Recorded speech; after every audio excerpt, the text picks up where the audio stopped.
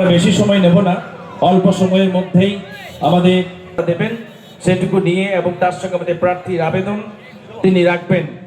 আমাদের সকল স্তরে যারা রয়েছেন আমাদের মায়েরা বোনেরা সামনেটা চলে আসার জন্য, হিংসার আগুনকে জ্বালিয়ে দেওয়ার চেষ্টা করছে, তাদেরকে প্রতিহত করতে হলে কিন্তু এই তপ্ত রোদে এই বরণ করে নি। আমরা প্রথমেই বরণ করে নেব আমাদের শ্রদ্ধেয় সম্মানীয় কাজল শেখ মহাশয়কে। জানানো হচ্ছে রোদ্রের মধ্যে যারা কষ্ট করছেন, পাশে যারা ছাওয়ার মধ্যে আছেন, প্রত্যেকেই 10 মিনিট 15 মিনিট সময় মঞ্চের সামনে আসুন। যারা ছাওয়াতে আছেন তারা মঞ্চের সামনে আসুন। আপনাদের নানুর বিধানসভা তৃণমূল কংগ্রেস কমিটির যে নির্বাচনী জনসভা, এই জনসভায় আমরা আমাদের মধ্যে পেয়েছি আমাদের কাজলদাকে, এবং রয়েছেন আমাদের এই বিধানসভার মনোনীত প্রার্থী বিধানদা থেকে শুরু করে আরও যারা কর্মী রয়েছেন এবং আমার সামনে যারা রয়েছেন সকলকেই আমি ধন্যবাদ এবং জোহার জানাচ্ছি। আমি কয়েকটি আসন্ন যে বিধানসভা নির্বাচন আগামী 23শে এপ্রিল, সেই দিনটা আসছে, কিন্তু আজকে প্রতিজ্ঞাবদ্ধ হতে হবে আমাদের বাংলার মায়ের জন্য, বাংলার মায়ের লড়াইয়ের জন্য, আবার চতুর্থবারের জন্য মমতা বন্দ্যোপাধ্যায়কে যাতে আমরা বাংলার মুখ্যমন্ত্রী পদে আমরা বসাতে পারি। এসেছেন, সৈনিকরা এসেছেন, তাদেরকে আমার নতমস্তকে প্রণাম, শ্রদ্ধা, ভালোবাসা জানাই। আজকের যে স্ট্রিট কর্নার এখানে উপস্থিত আছেন, লাইনে দাঁড়িয়ে ভোট দেবেন, 3 নম্বর সুইচ টিপে। আপনাদের কাছের মানুষ, আপনাদের মনের মানুষ, সবসময় যাকে ডাকলে আপনারা কাছে পান, আপনাদের সুখ দুঃখ আপদ বিপদে আপনাদের সাথী হয়ে থাকেন। আমার ছোট ভাইয়ের মতো বিধানচন্দ্র মাঝিকে 3 নম্বর সুইচ টিপে 3 নম্বর ভোট পর্যন্ত আছে সেই শক্ত ভিড়। নানুর কংগ্রেসের তৃণমূলের সংগঠন শক্তিশালী সংগঠন, সেটা 2024 সালে আপনারা প্রমাণ করে দিয়েছেন।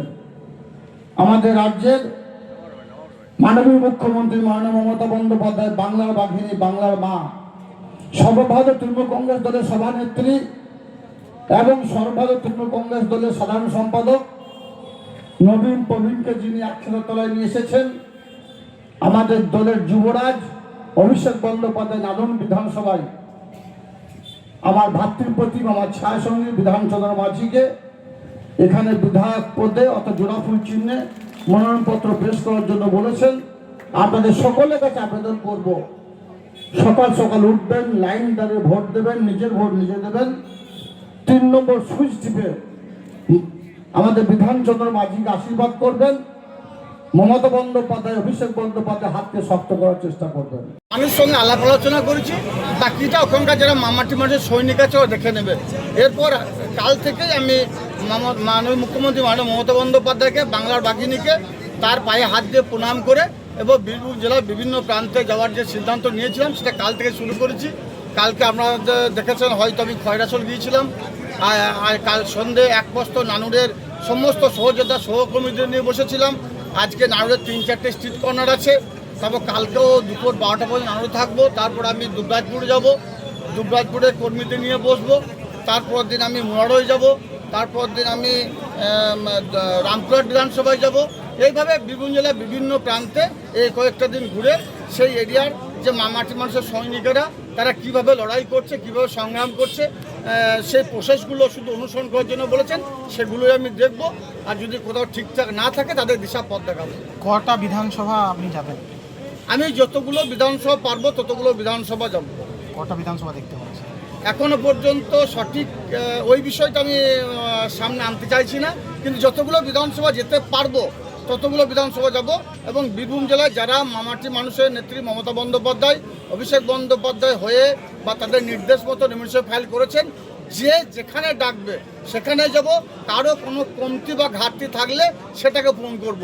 আমার কাছে 11টা বিধানসভায় আমার কাছে সমান। আমি যেমন হাসানে দাঁড়িয়েছি, তেমনি নানুরের বিধান দাঁড়িয়েছে আমার ছোটো ভাইয়ের মতো। বাকি যে জায়গায় যাকে নমিনেশন দিয়েছে প্রত্যেকটি বিধানসভার বিধায়ক হিসাবে তাদেরকে বিধানসভা পাঠানোটা হচ্ছে আমার দায়িত্ব কর্তব্য। সেই হিসাবে আমার দায়িত্ব কর্তব্য পালন করব। যেখানে ঘাটতি খামতি দেখব সেই এরিয়ার যিনি প্রতিনিধিত্ব করছেন তাকে ফোন করে সেই এরিয়াতে আমি যাব। দলের যে নিজেদের মধ্যে একটা বিষয় রয়েছে, অনেকেই হয়তো বিধানসভা দায়িত্ব রয়েছে, তারা নামেনি, প্রচারে যায়নি, হ্যাঁ, সেগুলোকে কীভাবে কন্ট্রোল করবে? দেখুন, একটা বিষয় হচ্ছে আমি মমতা বন্দ্যোপাধ্যায় সৈনিক, আমার গলাটা কেটে দিলে সে কাটা গলা থেকে মমতা বন্দ্যোপাধ্যায়, অভিষেক বন্দ্যোপাধ্যায় বের হবে।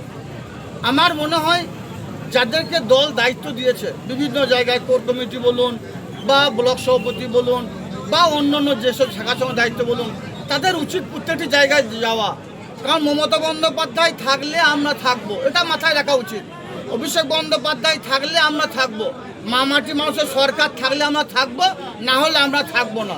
যারা সঠিকভাবে প্রচার করছে না, মানুষের কাছে যাচ্ছে না, বা যারা অবহেলা করছে, তাদের মনে হয় এ দলে না থেকে তাদের যদি কোনো রাস্তা থাকে সে রাস্তাটাকে অবলম্বন করাই উচিত। আর যদি এ দলে থাকতে হয় তাহলে মমতা বন্দ্যোপাধ্যায়, অভিষেক বন্দ্যোপাধ্যায় হাতকে শক্ত করার জন্য, চতুর্থবারের জন্য মমতা বন্দ্যোপাধ্যায়কে বাংলার মশলে বসানোর জন্য সকলে ঝাঁপিয়ে নামা উচিত। কারণ এই ভোটটা আমার ভোট নয়, আমাকে অবশ্য ক্যান্ডিডেট আছি আমি, কিন্তু ভোটটা মমতা বন্দ্যোপাধ্যায়।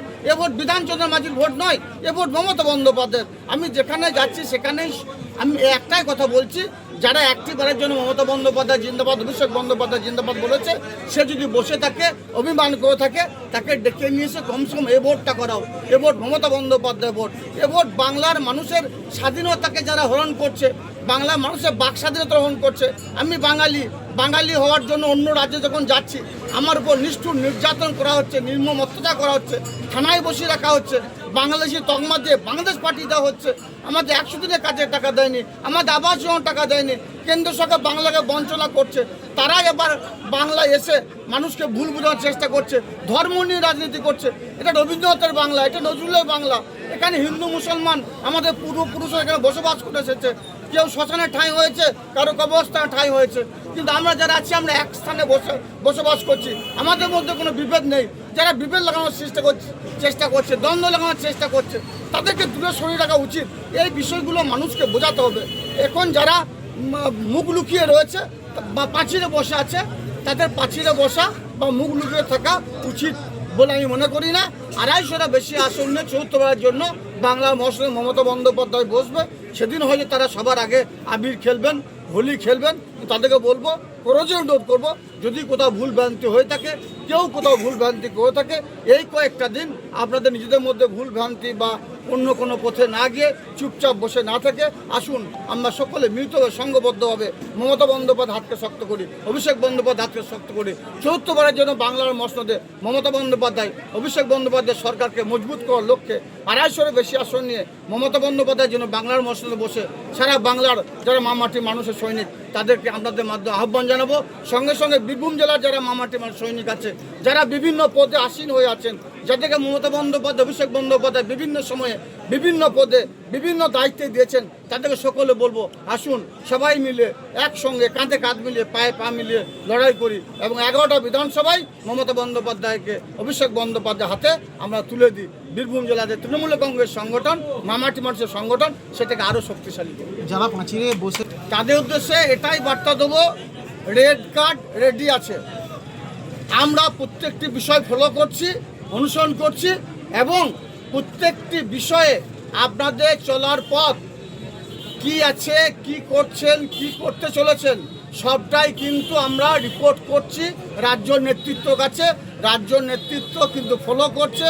আপনাকে আবার অনুরোধ করব, ভুল পথে যাবেন না, ভুল পথে পা বাড়াবেন না। যদি পা বেরিয়ে থাকেন, আপনাদের জন্য 26-এর নির্বাচনের পর রেড কার্ড অপেক্ষা করছে। আর একবার দল থেকে গেলে দুবার আর চান্স পাবেন না, মিলিয়ে নেবেন।